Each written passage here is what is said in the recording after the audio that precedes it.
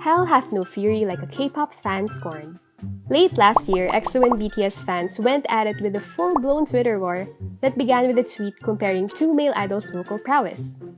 This is the kind of scenario that plays out in fan wars on and off social media, when fans are drawn to protect their idols against a common perceived enemy at all costs.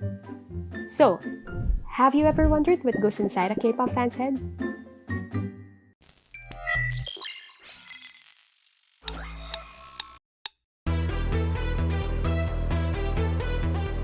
It's a K-pop world and we're just living in it.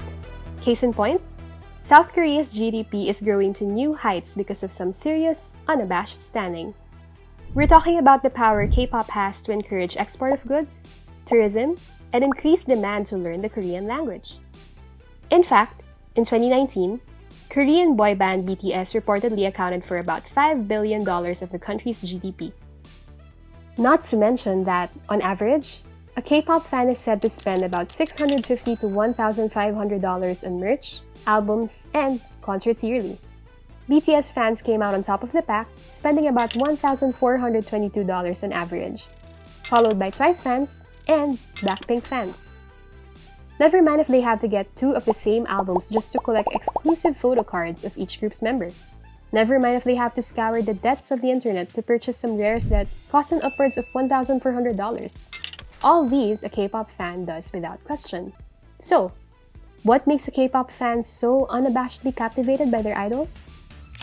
Well, you can blame it on two things. First is oxytocin. You know, that same hormone responsible for the feelings one gets when they're deeply infatuated. Once oxytocin is activated in the brain, it acts like a volume dial amplifying all your senses. It then proceeds to make you feel the butterflies. The more of it you get, the more addictive you become.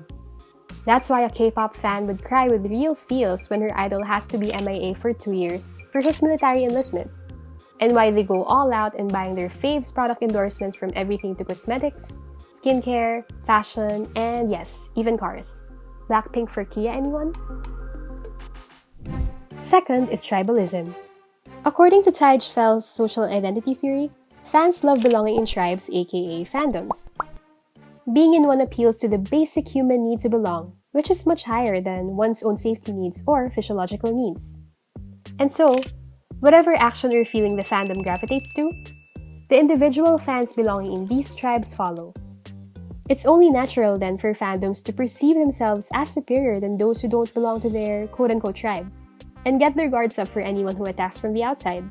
Fans will stand together to fight any criticisms, bad-mouthing, or issues made against their idols. This was the case when Kenneth Gibson, an award-winning journalist, didn't seem too pleased with BTS while reporting about them on air.